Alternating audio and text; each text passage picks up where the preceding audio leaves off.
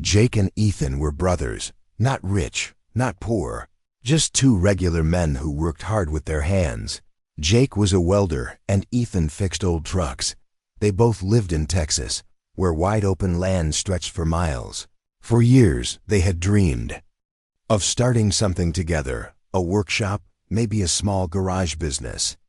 Nothing big, just something they could call their own. One day, Jake saw an ad online. Someone was selling a small piece of land on the edge of a quiet town. It was cheap, too cheap. That made Ethan raise an eyebrow, but Jake laughed it off. They went to look at the place the next weekend. The land was dry and rocky, weeds growing all over it. But in the corner stood an old, rusty shed. The shed looked like it was one storm away from falling apart. The roof was bent. The door was hanging off its hinges, and the windows were covered in dust. The man selling the land told them it had been there for decades, maybe longer, he said. No one used it anymore, and they could just tear it down if they wanted. Jake liked the challenge. He saw something useful in the mess. Ethan wasn't so sure, but he agreed to the deal. They bought the land that same day. The seller handed them the papers, smiled strangely, and said one thing before walking away. Just remember, it's all yours now as is. The line in the deed caught Ethan's attention. It said, property sold as is no liability assumed. Jake waved it off, saying it was standard legal talk. But Ethan couldn't shake the feeling that something about that shed wasn't normal. The next weekend, they returned with gloves, tools, and big plans. Their goal was to clean up the shed, toss out the junk, and maybe pour some concrete for a new workshop floor. As they got closer to the shed, Jake stopped and sniffed the air. "Do you smell that?" he asked. Ethan nodded slowly. There was a strange smell in the air. Not strong, but noticeable. It wasn't rot or mold. It smelled like metal, oil, and something chemical. They pushed open the rusted door, and it let out a long screech like it hadn't been touched in years. Inside, the air was thick and musty. Old tools lay broken across a workbench. There were dusty crates stacked in one corner, and what looked like old equipment thrown in a pile. One strange thing caught Ethan's eye. On the floor, near the back wall, were small symbols scratched into the wood. They looked like numbers, maybe a code. XB72 classified. Ethan read out loud, confused. Jake laughed. Probably some old army vet messing around, he said. But something felt different. These weren't random carvings. They looked sharp and purposeful, like someone had taken the time to write them carefully. Then Ethan spotted a crate, newer than the rest. It wasn't covered in dust like the others. It was large, heavy-looking, and sealed with a thick modern padlock. Jake knelt beside it. "This doesn't look like it belongs here," he said quietly. They looked at each other, both feeling a strange mix of curiosity and fear.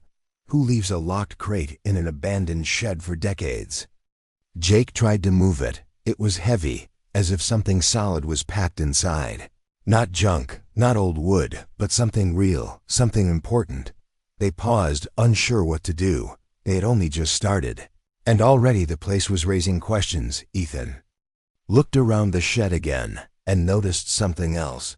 There was no dust on some of the surfaces, as if someone had been there recently, even though the door was rusted shut when they arrived. That night, as they sat around a small fire by their truck, Ethan couldn't stop thinking about the crate. What if it's worth something? Jake asked, tossing a rock into the fire. Or what if it's dangerous? Ethan replied, staring at the flames.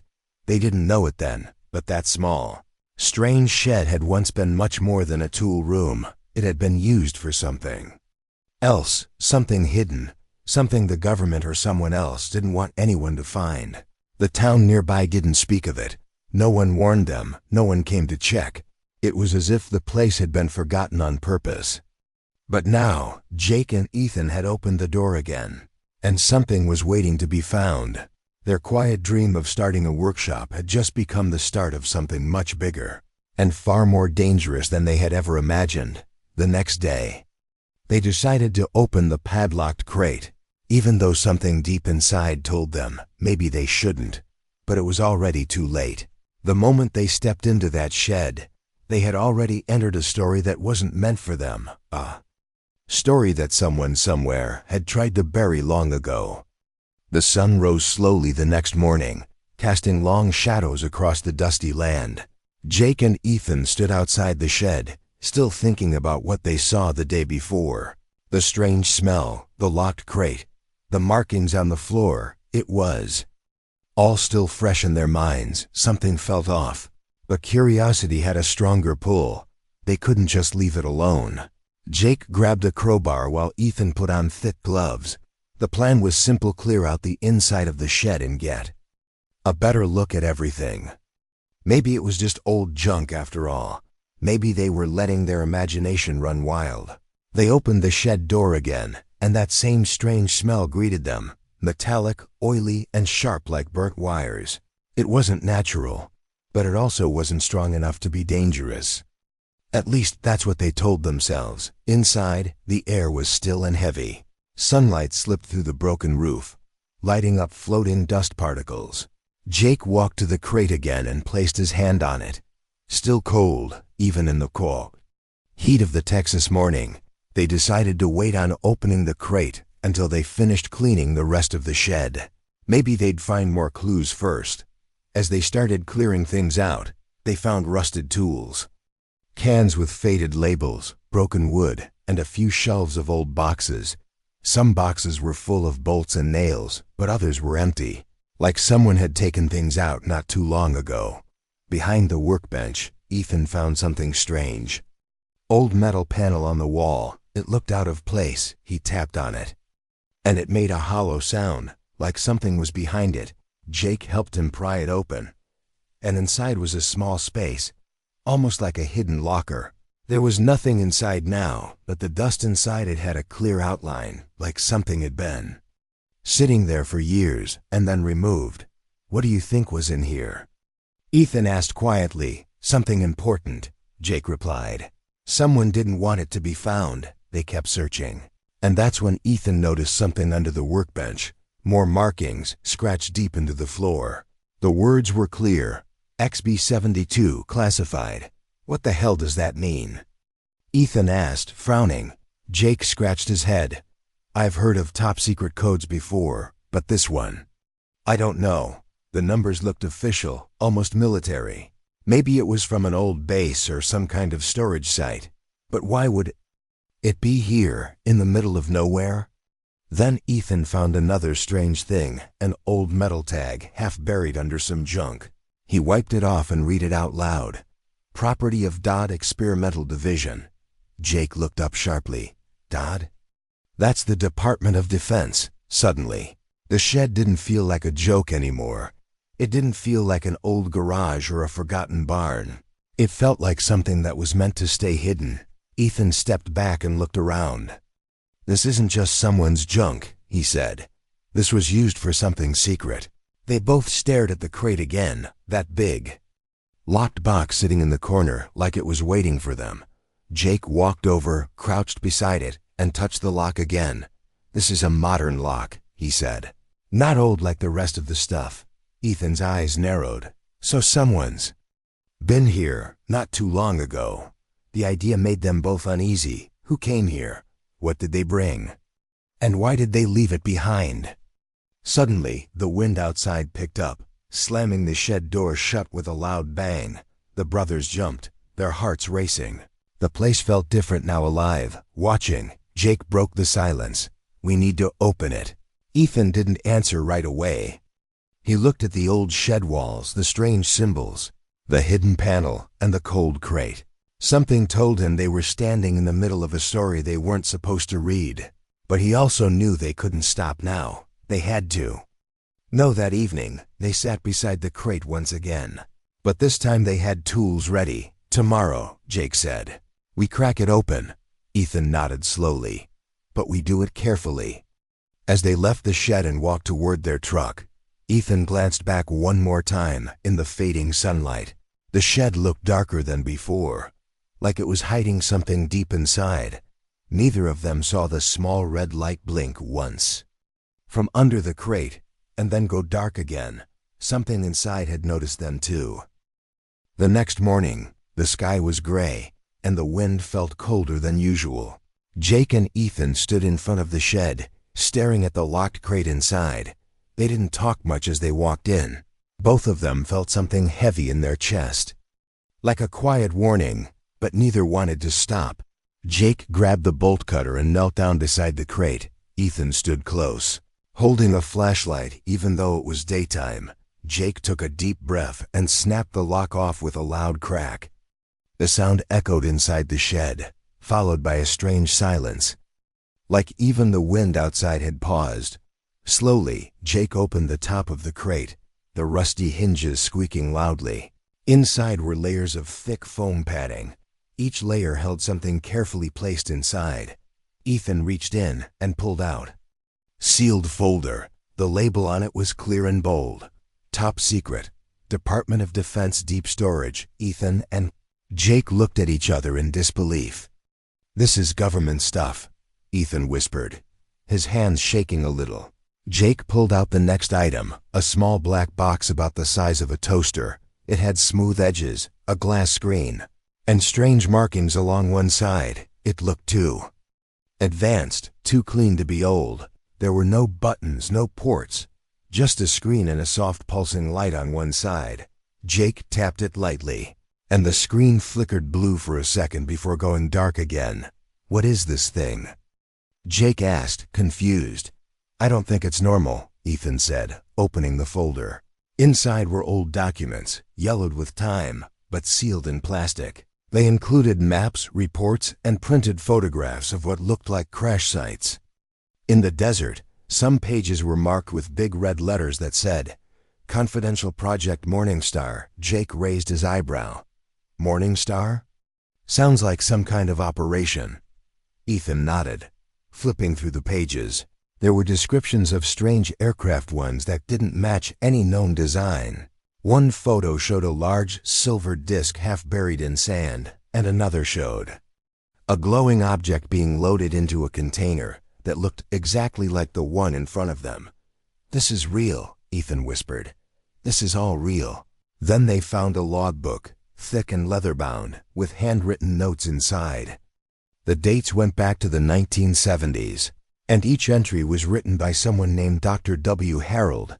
The entry started normal tests, storage details, equipment logs, but a few pages in, the writing changed tone. One entry read, "Object shows signs of activity, even without external power," another said.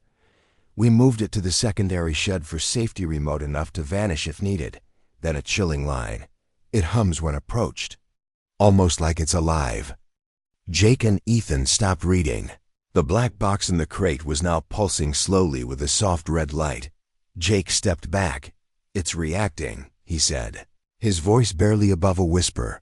They didn't touch it again. Instead, they carefully lifted the rest of the phone to see what else was hidden. At the bottom of the crate was a strange metal plate covered in symbols, not English, not any language they had ever seen.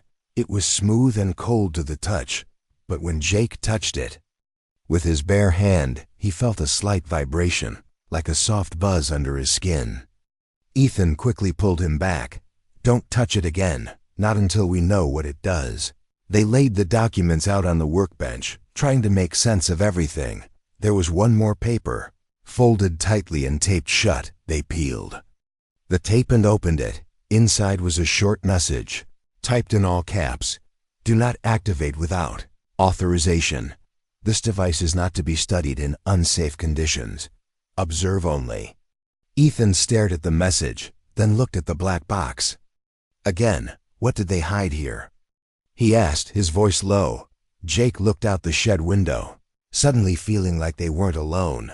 "This thing wasn't forgotten," he said. "It was buried, hidden, locked away on purpose." They packed the papers back up and placed them carefully in a toolbox. The black device was still glowing faintly, but they didn't touch it again. Outside, a low rumble of thunder echoed across the sky, and the wind began to pick up. The weather was changing fast, but something else was changing too. Inside that small rusty shed, Two ordinary brothers had uncovered a secret that wasn't supposed to see daylight, not just government secrets, but something older, deeper, and not from this world. As they locked up the shed for the night, Ethan turned to Jake and said, "We have to be careful now. We don't know what we're dealing with." Jake nodded, staring at the shed door one last time. Somewhere deep inside, the soft red light pulsed again, as if it was waiting for what came next. That night, Ethan could not sleep. He lay in bed with the logbook on his chest, the pages still filled with strange notes and warnings. The words written by Dr. W. Harold echoed in his mind. It hums when approached, almost like it's alive and observe only. The more he read, the more he felt like they had crossed a line they were never supposed to cross. Downstairs, the wind howled through the trees, and the air smelled of rain. Lightning flashed outside the window, and the storm rolled in slowly. The power in the house flickered once, then came back. Ethan sat up and opened the logbook again. He turned to the last few pages, and what he read made his blood run cold. One entry said, "Storage site activated on its own last night. No outside power source was connected. Object pulsed red." The team reported a brief static sound on radios. Possible signal? Recommend relocation. Another entry, written in shaky handwriting, said, "We tried to move it again. The box resisted. It's getting stronger. We may have waited too long." Ethan's heart began to race. He turned to the final page. It was only one sentence, written in bold red ink. "If you're reading this, leave. They are still watching." A crack of thunder shook the house, and at that same moment, Ethan heard a noise from outside, something like a soft hum, low and steady, almost like a machine waking up. He ran to the window and looked toward the shed. A dim red glow was shining through a small gap in the wooden wall. Without thinking, Ethan grabbed his flashlight and keys and ran outside. Rain had started to fall, cold and sharp, hitting his face as he sprinted toward the shed. His boots sank into the wet dirt, and the wind pushed against him like invisible hands trying to stop him. He opened the shed door slowly. The smell inside was stronger now, hot metal, wires and something electric. The black device was glowing brighter than before, pulsing red like a heartbeat. Ethan stepped closer, and the flashlight in his hand flickered and went out completely. He tapped it, but it didn't come back on. Then he heard it, a sound like static, coming from the old radio that had been sitting dead in the corner of the shed since they arrived. The radio crackled, then came to life on its own. No one had touched it. No power source was even connected. A strange voice came through the static, broken and slow, like a tape being played backward. Ethan stared in disbelief. His skin felt cold and his heart pounded. He didn't understand the words, but they didn't sound human. The voice faded, and then silence. He backed away from the crate, the glowing box still pulsing slowly. He slammed the shed door shut and ran back to the house. Jake was already awake when Ethan burst through the door, soaked and shaking. "It's doing something," Ethan gasped. "The box. It turned on the radio. I heard something. I swear." Jake rubbed his eyes. "Calm down, man. Slow down. What happened?" Ethan threw the wet logbook on the table. "Read the last page, Jake. We're not supposed to be here." This wasn't lost. It was hidden for a reason. Jake opened the logbook and read the red sentence. His face went pale. They both sat in silence for a long time, listening to the rain. The house felt colder now, like something had changed. Suddenly, their truck's alarm outside went off, blaring loudly through the storm. They ran to the window and saw the headlights blinking. Then the alarm stopped on its own. Ethan looked at Jake. "We're being watched. I think it knows we found it." Jake didn't want to believe it, but too many things were happening to ignore. The box had activated, the radio had turned on, and now the truck had glitched with no one near it. That night, they didn't sleep. They kept all the lights on and sat in the living room with the logbook, the documents, and their phones turned off. Just in case. They didn't speak much, but They both understood something clearly now. Whatever they had found was not just an old military project. It was something else, something unknown, and it was awake. The next morning, Jake and Ethan were still wide awake. Their eyes were red, their faces pale. They had spent the whole night sitting in silence, watching the windows, listening for sounds, and staring at the glowing box through the sheds. Crack, something had changed. They both felt it deep in their bones. But what happened next made them realize they weren't alone anymore. At around 10 in the morning, a cloud of dust rolled down the long dirt road to their land. Ethan stepped outside and shielded his eyes. 2 large black SUVs were coming fast, and they didn't look like normal visitors. Jake came out behind him. "That's not good," he muttered. The SUVs stopped right in front of the shed. 4 men stepped out, all wearing black suits, dark sunglasses, and no smiles. One of them flashed a small badge, but it was too quick to read. "Good morning." The lead man said, "We're from the government. Department of Infrastructure Survey Team. We're checking on some old storage facilities in this region." Ethan kept a straight face. "This is private property." The man smiled, but it didn't reach his eyes. "Of course, we just need to look around." "Standard inspection protocol." Jake stepped forward. "There's nothing here but rust and dirt." Another man walked toward the shed, but Jake blocked his path. "It's dangerous in there. The roof's falling apart, full of nails and broken glass." The man looked at him closely, as if trying to read his thoughts. "We're trained for unsafe structures, but we're not letting anyone in." Ethan said firmly, "Not without a proper warrant." There was a long silence. The wind blew dust around their boots. Then, the lead agent reached into his pocket and handed Ethan a card. "If you find anything unusual," he said, "call the number on that card immediately, for your own safety." Then they all turned and got back into the SUVs without another word. The vehicles backed up slowly, then sped away, disappearing down the road like they had never been there. Jake and Ethan stood still for a moment, breathing heavily. "They knew," Jake whispered. "They didn't come to check, they came to take." Ethan nodded, his hands trembling. "They were trying to see if we found it, or if we're lying." Jake looked down at the card in Ethan's hand. It had no name, just a phone number. "Should we call it?" Ethan asked. "No way," Jake said. "If we do, we're giving up control." They rushed to the shed and opened it slowly. The black device was still pulsing with red light, but now it had started to make a soft clicking sound, almost like a heartbeat but mechanical. Jake stepped closer, and for a second, the device's light turned blue, then back to red. "Did you see that?" he asked. "It changed. It's reacting to you," Ethan said quietly. They didn't speak again for several minutes. The air inside the shed felt heavier than before, like something invisible was pressing down on their shoulders. Later that afternoon, they checked their phones. Strange things had started happening. The battery on Jake's phone dropped from 80% to 2% in seconds. Ethan's screen froze with a static-like pattern before shutting off completely.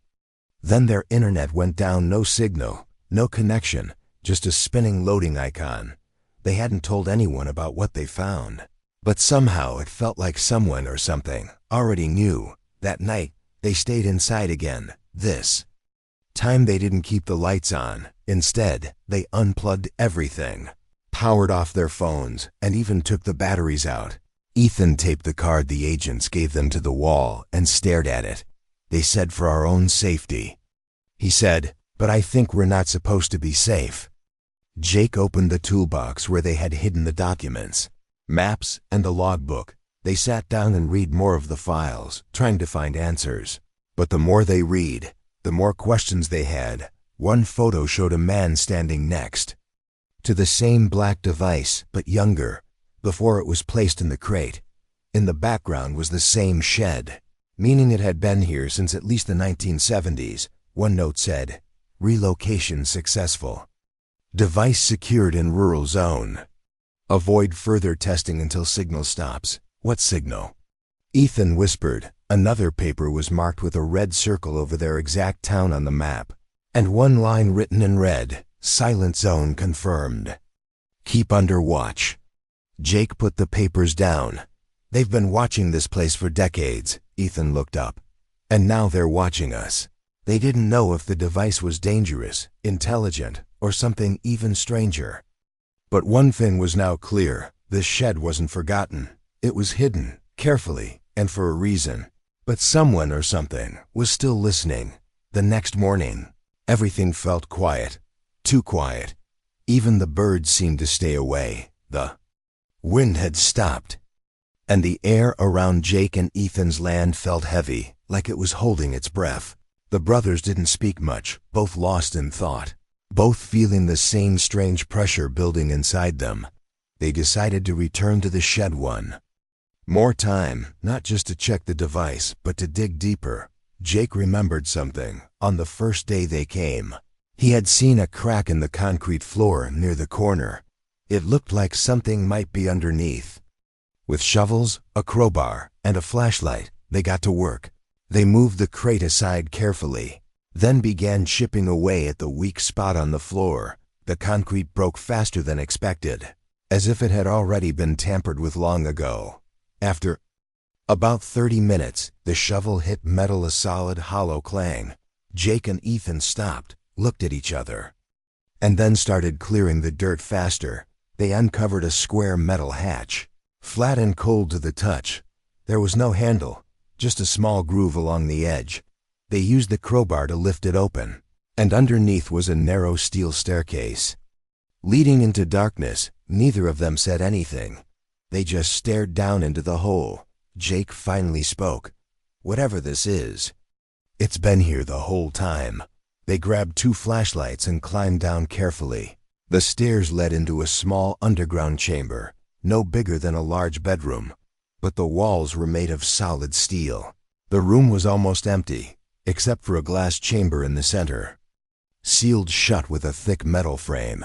Inside it was something glowing, a soft blue light that seemed to pulse slowly, like a living heartbeat. Ethan walked around the glass case, his hand brushing the surface. "It's warm," he said, surprised.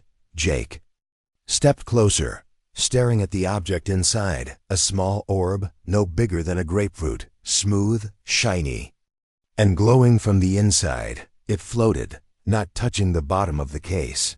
"That's not human tech," Jake said quietly. "We don't make stuff like that." Next to the chamber was a rusted control panel with faded buttons and a single switch. A warning label was barely readable under the dust. "Stabilization required. Do not remove object without Protocol 9 clearance." Jake turned to Ethan. This is what they were hiding. Ethan opened his mouth to speak but stopped. He was staring at something else on the wall. A large panel with dozens of wires had been ripped out, as if someone had been here before and tried to disable the system. One wire was glowing faintly, pulsing the same color as the orb. Ethan whispered. Someone tried to shut it down, but it didn't work. Suddenly their flashlights flickered, then went out, plunging them into darkness. Then the orb glowed brighter, filling the room with blue light. Jake felt a pressure in his head, not pain, but like something was gently pushing into his mind. He closed his eyes and saw quick flashes, stars, planets, and something falling through space. He gasped and stepped back, sweating. "I saw something," he said. "It showed me something." Ethan grabbed his arm. "We need to get out now."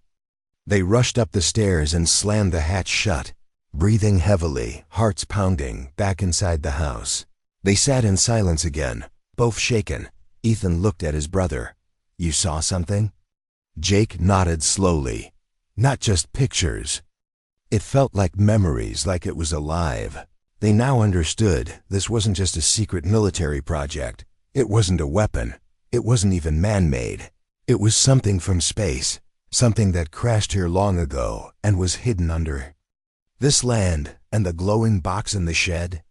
It was probably just one part of it, maybe a tool, maybe a key, maybe even a warning. That night, Ethan checked the storage locker they had rented weeks ago in town. They had moved the first crate there to keep it safe, but now he wasn't sure if that was the right choice. What if someone was tracking it? What if it had already sent out a signal? When he opened the locker, he stopped cold. The crate was still there, but the glowing box was gone, and on the wall behind the crate, scratched into the metal, was a single word: soon. Ethan stepped back, heart racing. He didn't call Jake yet. He just stood there, staring at that word, wondering what was coming next, because now something else had entered the story, and it wasn't human. Jake paced back and forth in the living room, while Ethan sat on the couch, still trying to calm down after what he saw in the storage locker. His voice was shaky as he told Jake about the missing box, about the word soon scratched into the wall. Jake's face turned serious. Someone took it, Ethan. They knew where we stored it. Ethan nodded slowly. Or it moved on its own. Jake stared at him, not saying anything. That thought was too strange, too scary. If the black box was alive or controlled by something not human, then anything was possible. They knew they couldn't tell the police. Who would believe them? And if they called the number on that strange card the agents gave them, they risked losing everything. So they made a decision, one that could change everything. They would document everything. Jake grabbed his old camera. Ethan opened his laptop. They filmed the crate, the documents, the logbook, the symbols in the shed, and even the secret hatch leading to the glowing orb underground. They spoke directly to the camera, explaining every step, every clue, every warning. Ethan looked into the lens and said, "If we disappear, if this gets out, the truth needs to be known."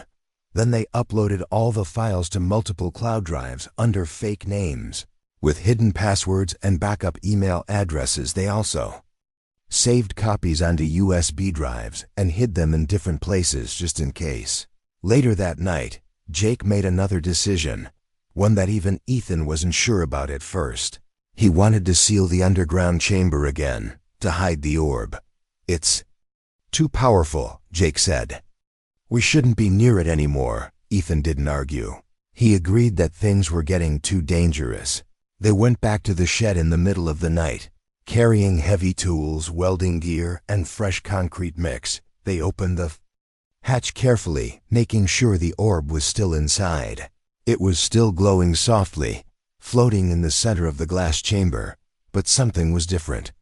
The room felt colder, even though there was no wind, no sound, no vibration, just a strange silence that made the hair on their necks stand up.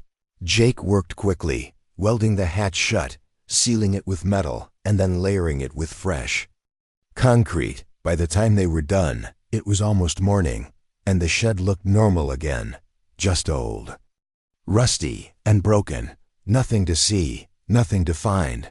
They cleaned up and left, trying to act like nothing ever happened.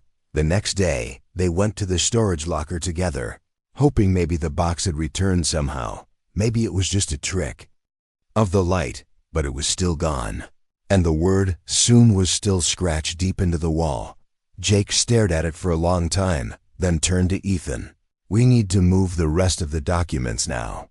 They packed up the files and the logbook and decided to store them in an old barn outside town, on their uncle's property, somewhere no one would ever think to look. That night, they sat by a small fire in the backyard, watching the stars above. The sky was clear, the stars bright, but something felt wrong. Then Jake saw it. A single light moving across the sky, faster than a plane, brighter than a satellite. It stopped for a moment, then shot upward and vanished. Ethan saw it too. "You think it's connected?" Jake didn't answer, but deep down he knew it was. The next few days were quiet, too quiet. The agents didn't return. No one asked questions. But their phones still acted strange. Radios turned on by themselves. The TV glitched with static. Then, one morning, Jake found a small metal piece on the hood of their truck. It looked just like a piece of the black box, but it was broken, bent at one corner. Attached to it was a piece of paper, folded once, with 3 words written in shaky black. "Ink, you were chosen." Jake showed it to Ethan, and they both sat in silence for a long time. "What do we do now?" Ethan asked finally. Jake looked up, his eyes tired but steady. "We wait," he said, "but we stay ready." They didn't know if the message was a warning, a promise, or a threat, but they knew this wasn't over, and somewhere, the orb beneath their feet still glowed in the dark, waiting, just like them. Many years passed and life slowly moved on. Jake and Ethan never spoke publicly about what they found. They kept quiet, worked regular jobs, and stayed far away from anyone who asked too many questions. To most people, they were just two quiet brothers living on a piece of dry land with an old rusty shed, but inside, they both knew something had changed them. Something had touched their lives that couldn't be explained, even though the glowing box was gone. Even though the orb was sealed underground, the feeling never left them. At night, sometimes Ethan would still hear the soft hum in the wind, like the box was still calling to him. Jake would wake up from dreams, visions of stars, strange places, and distant voices whispering things he couldn't remember when he woke up. They never opened the shed again, not after they sealed the hatch. They painted it, boarded it up, and let the weeds grow around it, as if it was never there. But still, sometimes late at night, a dim red light could be seen flickering between the wooden cracks. One cold winter morning, Jake got a phone call. It was from the sheriff's office. "Jake?" The voice on the line said, "We found your brother's truck, but..." Ethan wasn't inside. Jake dropped the phone. He drove out to where they said the truck was found, an empty road near the edge of town. Ethan's truck was parked neatly on the side, engine cold, driver's door open. No signs of struggle, no footprints, no note, just nothing. Jake looked around, heart pounding, calling Ethan's name again and again. But the only sound was the wind. He checked the glove box, hoping for a clue, and there it was, the logbook. The one they had hidden so carefully. It was back. And someone had flipped it open to the very last page. It had one new line written in red ink. One was taken. One must stay. Jake sat in the truck for a long time, hands shaking. He knew now, Ethan hadn't run away. Ethan had been taken, but taken by who? Or what? That night, Jake returned to the shed for the first time in years. He stood in front of the old door, heart heavy. The boards were still there. The paint faded, but the feeling it was stronger than ever. He removed the boards, one by one, slowly and carefully. Then he opened the door. The inside smelled the same metal oil, and something not of this world. He stepped inside, flashlight in hand. The floor was covered in dust, but the center, the exact place where the crate had once stood, was clean, no dust at all. Jake knelt down and touched the floor, and suddenly the red light returned, glowing from beneath the ground like a heartbeat waking up after a long sleep. The ground shook slightly, and the steel hatch sealed so long ago began to creak. Something was opening it from the inside. Jake stood back, frozen, watching as the hatch slid open slowly. A soft blue glow rose from below, the same light they had seen all those years ago. Then a voice came, not through sound, but directly into his mind, gentle and slow.